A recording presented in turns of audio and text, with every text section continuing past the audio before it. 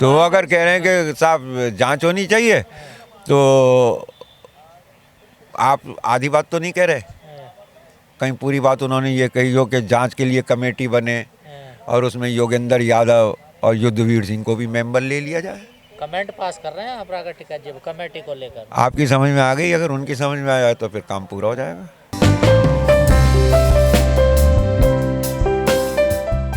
जी वकील साहब, किसानों का क्या होगा? वही होगा जो मंजूर है, खुदा होगा। क्या है खुदा को मंजूर?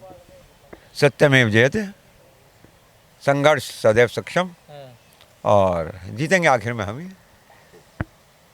आप लोग तो कह रहे जीत गए हम। नहीं, लड़ाई तो चल रही है। देखिए बिल्कुल साफ है।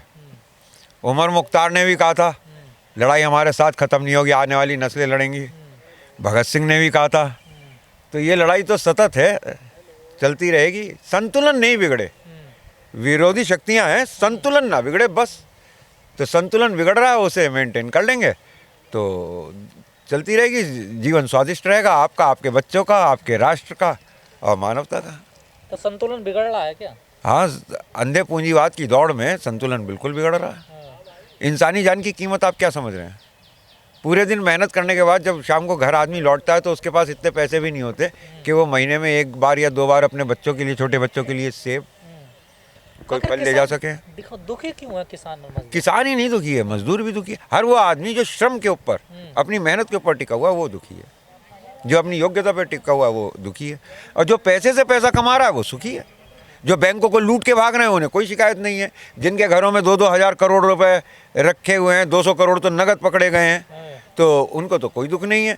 ये गुटके वाले गर्ग साहब, मित्तल साहब, जैन साहब, ये तो विदेशों में अपनी बच्चियों की शादी कर रहे हैं। 16 लाख का जूता तो वो पहनता है, मानिकलाल धारीवाल वाला। तो जहर बेचने वालों के तो मौज आ रही है, और मेहनत का कमाने खाने वालों का और देश को कुछ देने वालों का, उनका जीवन कष्ट में है। मतलब ये बात सच है, जहर बेचने वालों का ही हॉस्पिटल है। हाँ नहीं, ये तो एक पूरा सर्किल होता है। हाँ। शिक्षा आज इतनी महंगी कर दी गई है, खासतौर से मेडिकल की शिक्षा इतनी महंगी कर दी गई है कि गरीब का बच्चा कितना भी इंटेलिजेंट हो, कितना भी होनहार हो, वो अब वहाँ नहीं पहुँच पाता। वहाँ वो पहुँचेगा जो 50 लाख का, 1 करोड़ का, 2 करोड़ का, 5 करोड़ का डोनेशन दे रहा है। फिर वो बाहर निकल कर आता है, वो 10 करोड़ रुपए लगा के नर्सिंग होम खोलता है, और फिर उसके बाद वो किन से पैसे लेता है? इन्हीं लोगों से लेता है।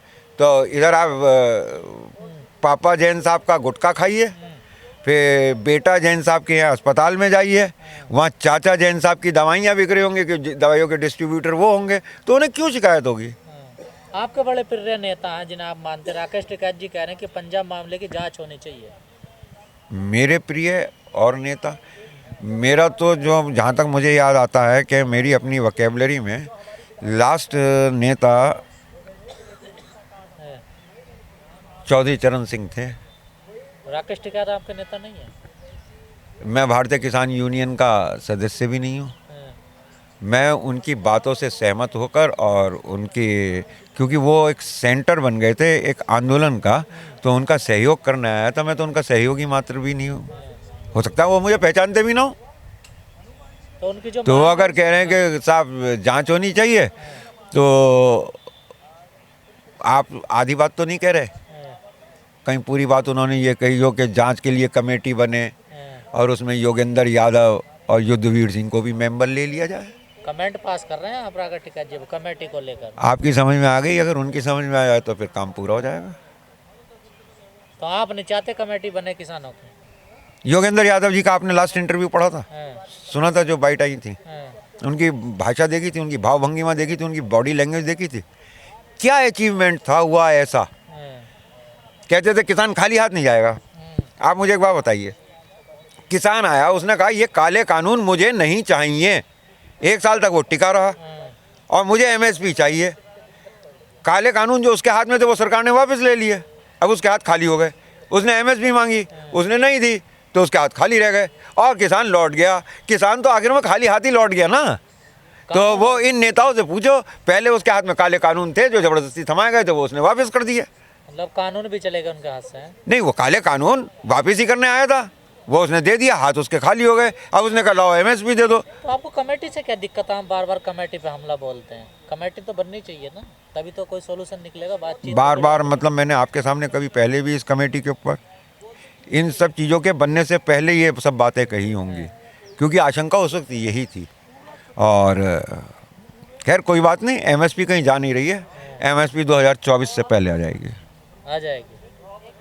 ये जो 15 जनवरी मैंने आपको 10 महीने का टाइम दिया था ना हाँ, पहले इंटरव्यू के टाइम पे, क्या आपने कहा ये क्रांति आपको मैंने फ्रांस की 100 साल लगे, हाँ, उन पे संविधान लिखा गया, उसके बाद हम पे संविधान लिखा हुआ है, हमें बस इन्हें चोट पहुंचानी है, ये हम 10 महीने में कर लेंगे। और आप देखिए 10 महीने में बात पूरी हो लेकिन गई। आपकी बातों से लगता है कि आप किसान नेताओं के खिलाफ हैं नहीं नहीं नहीं नहीं नहीं या उनके फैसले नहीं के नहीं खिलाफ हैं। नहीं नहीं नहीं राकेश टिकैत भी खुश नहीं थे।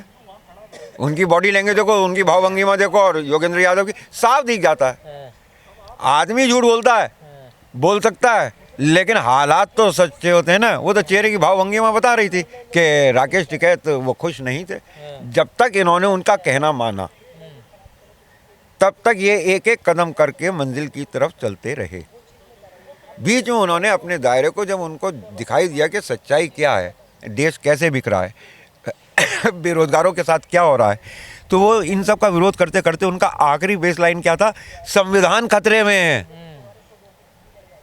तो वो तो आज भी खतरे में है जब तक ये फोर्सेस दिल्ली पे हैं। आप नहीं कहते संविधान खतरे में?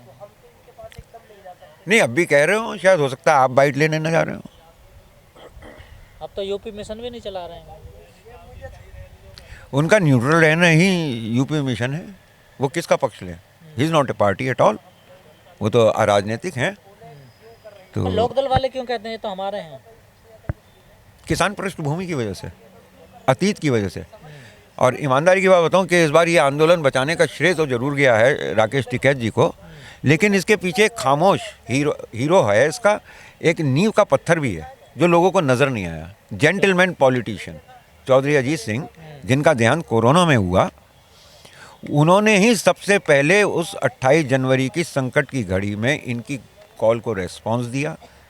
उन्होंने ही इनको एडवाइस किया, उन्होंने ही अपने तमाम लोगों को यहाँ पहुँचने के कि वापस क्यों लौटे आए, फ़ौरन वापस पहुँचो। तो सबसे पहले उन्हीं के लोग लौट कर भी आए। और ईमानदारी की बात है कि मैं धरने पे लगातार रहा, तो वहाँ लोगों के साथ उठ बैठ बातचीत में मुझे पता चला कौन कहाँ का है, क्या क्या है, क्या क्या है। तो मैंने वहाँ ये देखा कि एक दिन 70% वो लोग थे जो वहाँ पे चौधरी अजीत सिंह के आह्वान की वजह से थे बॉर्डर पर जी, और 30% भारतीय किसान यूनियन की विभिन्न शाखाओं के पदाधिकारी और कार्यकर्ता थे। तो 30% में थे राकेश टिकैत जी। राकेश टिकैत नहीं, भारतीय किसान यूनियन। हाँ वही समझो। एक दिन की बता रहा हूँ, हो सकता है किसी दिन उनके बढ़ जाते हो, लेकिन जब पूछा भाई तुम क्यों हो यहाँ चौधरी साहब, क्या भाई जब अजीत सिंह ने कह दिया। लेकिन अब किसान भरोसा कैसे करेगा इन किसान नेताओं, क्योंकि 20-22 संगठनों ने तो पार्टी बना ली, चुनाव में कूद गए। देखिए, मेरा अपना मानना ये है कि वो हमेशा आप धरने की, आंदोलन की रास्ते को सही बताएं, गलत है। उस पर पाई गई चीज़ को अगर आप जीत बताएं तो गलत है। अब होना ये चाहिए कि विधानसभा लखनऊ के अंदर ये सेमीफाइनल है, इसके अंदर किसानों की बात करने वाले, संविधान की बात करने वाले, बेरोजगारी की बात करने वाले, स्वास्थ्य और शिक्षा की बात करने वाले अपने युवाओं के ऊपर भरोसा करिए। और ये मंदिर और मस्जिद के और मठाधीशी और ये वो करने वालों को थोड़ा सा विश्राम दे के देखिए, 5 साल में आपकी ज़िंदगी वापस गाड़ी पटरी पे आएगी। इस वक्त तो इन्होंने डिरेल कर दी है, तो उसमें भी थोड़ी बहुत ये दिखता है। अब जैसे जयंत चौधरी है, राजनीति में व्यक्तिगत छवि अगर अच्छी है तो ये एक पॉजिटिव चीज़ मानी जाती है, ये उसकी उपलब्धि मानी जाती है। यहाँ तो 3-3 पीढ़ियाँ बेदाग, चौधरी चरण सिंह पे कोई दाग नहीं, चौधरी अजीत सिंह पे कोई दाग नहीं, और जयंत चौधरी तो 3-3 पीढ़ियाँ बेदाग हैं।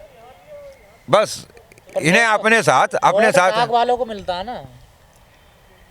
अकबर महान कहलाया क्योंकि वो नवरत्नों को संभालता था। इनको अपने साथ ऐसे लोग जो प्रोफेशनल राजनीति में ना हो, लड़ने वाले चाहे कोई हो, लेकिन इनको अपना थिंक टैंक बनाना चाहिए। आपकी नज़र में बैठ के चिंतन मनन करके और सब चीज़ कागज़ पे उतार के रखनी चाहिए, जवानी जमा खर्च बंद करना चाहिए।